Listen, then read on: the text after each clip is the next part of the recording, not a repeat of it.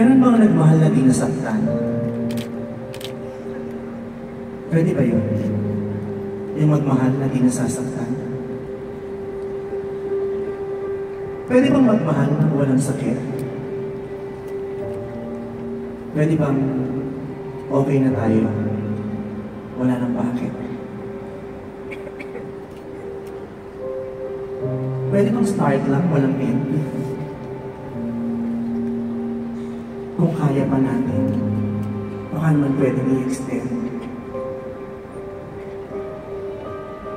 Pwede bang true lang, walang fake? Pwede bang heart lang, walang break?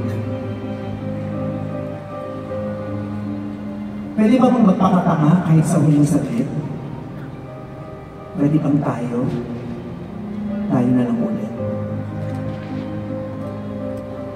Pwede bang nasagot sa lahat ng tinanong ko ay oo? Pero di ba hindi? At yun ang masakit. Masakit. Masakit. Masakit ba yung sakit o masarap? Ayaw ba talaga natin masaktan? Kasi kung ayaw natin, bakit kahit alam na natin na masakit, paulit-ulit pa rin natin binabalikan? At dahil paulit-ulit, pati yung sakit na kasanayan at hinalap-halap na lang ng katawan. Nasasaktan ba talaga tayo o nasasaktan? Masakit ba yung sakit o masarap? Mukhang mahirap yung tanong ko. Kaya hindi isa sa inyo walang kumura at hindi nakaisip ng sagot sa isang idla. Kaya kakausapin ko na rin sarili ko. Total ako naman na nakaisip ng tanong na ito. Masakit ba yung sakit o masarap? Alam kong wala ka dito ngayon. Pero gusto kong malaman mo at makarating sa'yo lahat ng sasabihin ko. Pero sigurado naman ako makakarating sa'yo. Sanabi pa naman ngayon ng chismosa. At gusto kong malaman na masakit. Masakit. Masakit yung sakit. Sobrang sakit. Hindi ko mawari yung sakit. Sobrang sakit. Pero masarap. Alam mo kung bakit? Kasi ikaw ang nagbigay sa akin ng ganitong pakiramdam. Kaya kahit paulit-ulit, ikaw lang magbibigay mo ng karapatan na sa akin ay malaki. Dahil mahal kita. Mahal kita habang buhay at hindi lang isang sakit. Oo, mahal kita. Mahal kita. Mahal na mahal kita kahit tayo lang nakakaalam. Dahil natatakot ka, natatakot ako, natatakot tayong dalawa na parehong mahusgahan. Mahal kita. Mahal kita. Mahal na mahal kita. Dito sa mundo natin parang kulungan, isang pagtuli ng maskit, madilim, at ang mahal mo ko ay pwede mo nang ibulong sa katihindigan at tayong dalawa na nagkakarinigan. Mahal kita. Mahal kita, mahal na mahal kita. At alam kong mahal mo ako kahit tayong dalawa lang nagkakaintindihan. Mahal kita. Ang ina nila, mahal kita. Kahit sa dulo nito, alam kong wala tayong laban. Sa bawat pelikula ko, sa bawat palabas mo, gusto sana natin magkasama tayong dalawa sa siksikan.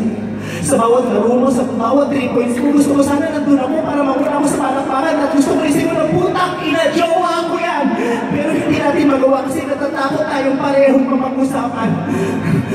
Kaya kahit pala tayong tagumpay, pareho tayong nananatiling talunan. Ang sakit. Ang sakit, ang sakit. Sobrang sakit. Sobrang sakit. Hindi ko maintindihan yung sakit. Hindi ko alam yung sakit. Pero pagkatapos ng tilian ng mga tao, pagkatapos ng tulog ng simbato, pagkatapos ng punasan at pagiging lahat ng pawis ko, at bago ko uwi ng bahay niyo, ako pa rin ang tatawagan mo para tanungin ko na panood ko yung crossover mo at yun ay masarap. Yun ay masarap. Sino masarap? Para akong maliw. Para akong tanga. Makita ko na lang yung pangalan mo sa telepono para na ako nasa utak. Pag narinig ko na yung boses mo, pag sinunod ko yung tawag mo, para na ako nasa napaan, para na akong nababaliw kasi ang sarap. Ang sarap, sobrang sarap. Ang sarap pero ang hirap. Ang sarap pero ang sarap. Pero masarap. Masarap kasi sa loob ng mundo natin. Sa loob ng mundo natin, kahit nakakulong tayo, masaya naman tayo eh. Nagtatawanan, naghaharutan, nagkikilitian, hanggang sa magkapikunan. At pagkatapos ay magpapati na naman. Pero bakit paglabas ng mundo ngayon, tayo pwede mag-usapan, hindi tayo pwede magpansinan, hindi tayo pwede maghawakan, hindi tayo pwede magtitigan, hindi tayo pwede maglapitan, hindi pwede. Ang lungkot naman. Ang lungkot naman. Sakit naman. Mas malaya pa tayo doon sa loob ng kulungan. Ilang taon din natin ang iniis. Yung nagtatago na parang mga gago. Na parang mga asuro na nakakubli sa isang silid na parang simenteryo at tayong dalawa lang ang tao.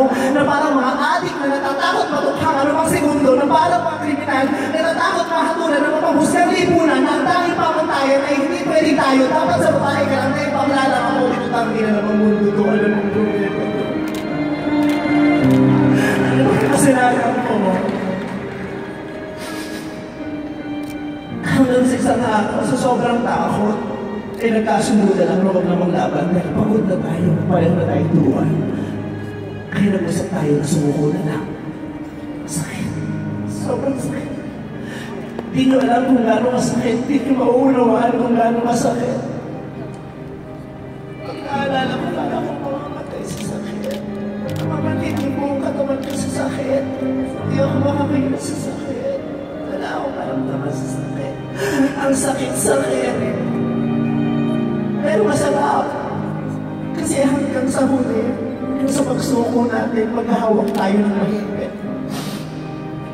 At dumating na yung oras sa sabay tayo nakahatulan. At ang pinataw sa atin, pinakamabigat na parusa. Kalayaan. Kalayaan palalahanin mo ako. Kailangan palayain mo o kalayaan. Kailangan palayain mo o kailangan palayain kita. Di pwede lumingon, di pwede sumulyak, di pwede umiyak, diretso lang lakad. Papaliw sa isa't isa hanggang sa hindi na natin makita kung saan tayo napunta. Sobrang sakit. Halos nakapatay ko yung sakit. Pero masarap. Ang sakit-sakit, pero masarap. Dahil hanggang sa ulit sandali, kahit masakit, tinawag mo ko Juliet.